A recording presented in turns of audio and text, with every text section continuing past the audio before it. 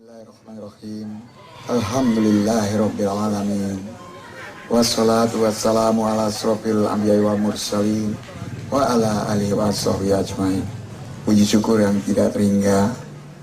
Kenapa? Karena kita masih bisa dikumpulkan oleh Allah Subhanahu wa ta'ala di tempat yang mulia ini, di mana nanti kita ataupun mungkin sudah dari tadi kita hanya berusaha untuk membicarakan kebesaran Allah semata.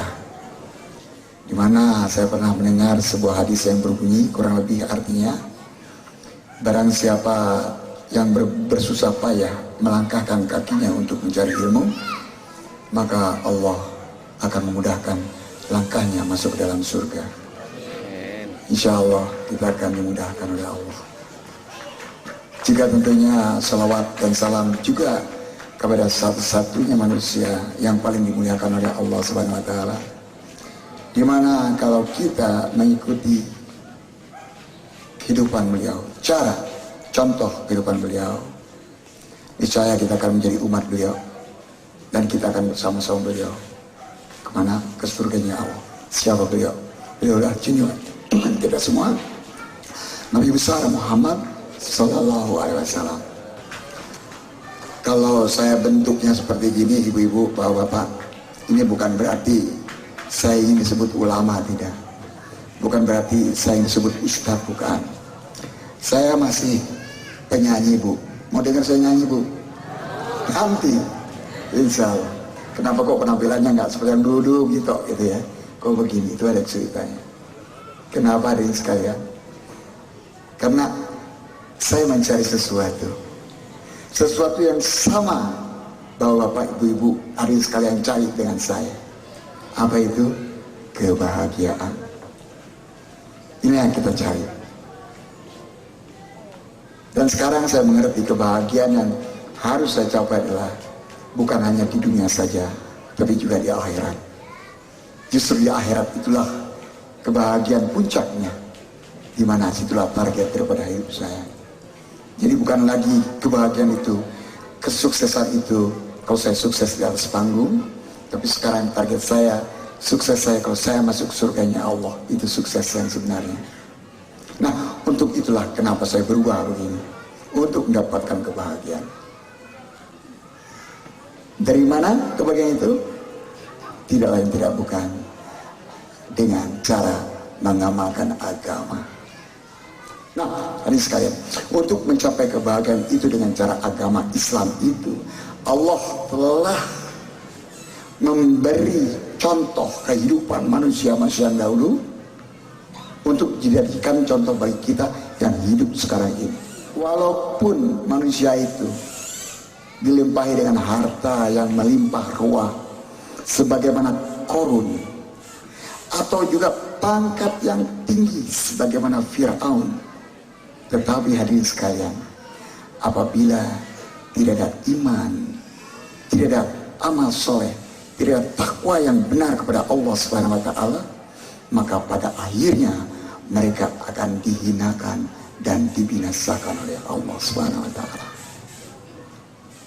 Tetapi hadirin sekalian, apabila manusia itu katakanlah walaupun mereka nampaknya sangat miskin, sangat sederhana sekali kehidupan mereka, tetapi apabila dalam kehidupan mereka ada iman yang benar kepada Allah, ada takwa yang benar, ada amal soleh yang benar pada mereka, dalam diri mereka, maka sesungguhnya mereka itu dimuliakan oleh Allah Subhanahu wa ta'ala.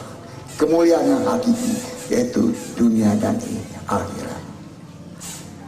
Jadi hadirin sekalian, yang menentukan kebahagiaan manusia bukanlah harta yang melimpah atau pangkat yang tinggi, tetapi apakah ada iman dalam diri manusia.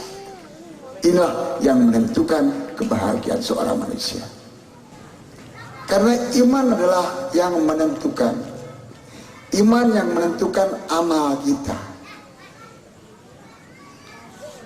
Yang lain itu hanya pelengkap saja. Iman adalah sebagaimana fondasinya sebuah bangunan, sebagaimana akarnya sebuah pohon.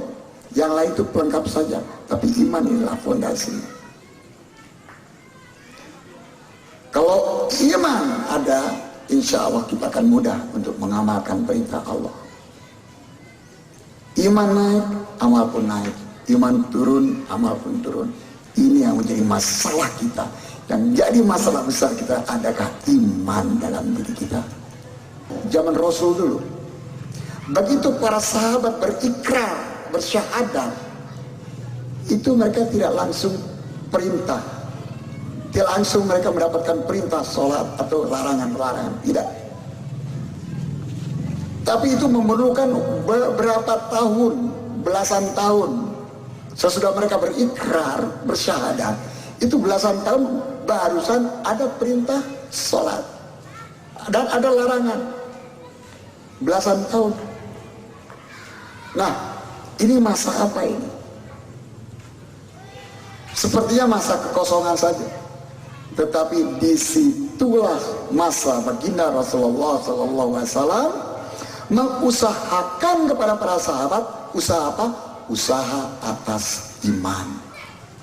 Bagaimana agar dalam diri para sahabat ada iman, usaha atas iman. Sebelum ada perintah, subah larangan, iman dahulu diusahakan oleh baginda Rasulullah belasan tahun. Caranya bagaimana hadirin sekalian? Begitu sahabat berikrar la ilaha illallah, mereka paham untuk memasukkan hakikat kalimat la ilaha illallah ke dalam diri mereka. Caranya apa? Mereka dakwahkan la ilaha illallah. Dakwah.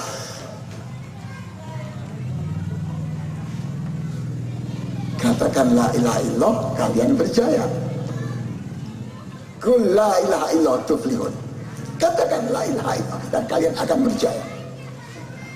Jadi untuk memasukkan kalimat hakikat kalimat la ilaha illallah, mereka dakwakan. Dulu hadirin sekalian belum ada suasana agama, belum ada. Belum ada pesantren, belum ada madrasah, belum ada apa-apa. Belum ada suasana agama. Semua hiruk pikuk dengan keduniaan, berhala di mana-mana. Nah, bagaimana caranya mereka untuk mendapatkan hakikat la ilaha illallah, untuk mendapatkan iman hadirin sekalian? Mereka dakwah, mereka masuk ke pasar. Di mana di pasar itu seorang sedang hidup pikuk memperebutkan dunia. Di situ mereka dakwahkan la ilaha illallah dengan segala pengorbanan. Ya.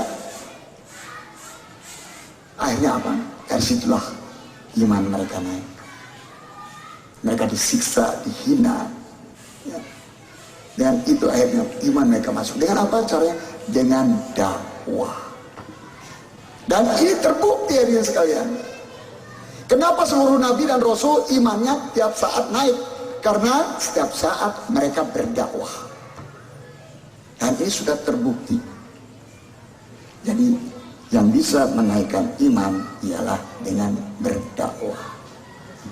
Jadi sekalian yang saya ingin bicarakan sampai akhir dari penjelasan saya adalah hanya masalah dakwah. Karena dakwah ini sangat-sangat penting. Untuk apa? Menaikkan iman. Dengan dakwah kita naik iman. Dengan iman kita akan mudah melaksanakan perintah Allah. Sekarang yang terjadi pada diri kita, kita lahir belum ada usaha iman, udah langsung perintah sholat. Makanya masih banyak di antara kita sholatnya yang tentang masih belang bentang bentong. Sholat tapi masih melakukan hal-hal yang tidak diinginkan oleh agama, oleh Allah. Kenapa? Karena imannya belum diusahakan. Jadi bagaimana caranya hari ini sekalian? Agar kita mudah mengamalkan agama, kita dakwah. Nah hari ini sekalian, inilah yang membuat saya sampai kemari, ya. Yang membuat saya berubah begini, lain tidak bukan adalah karena saya harus berdakwah. Ya. Untuk apa? Agar iman saya naik.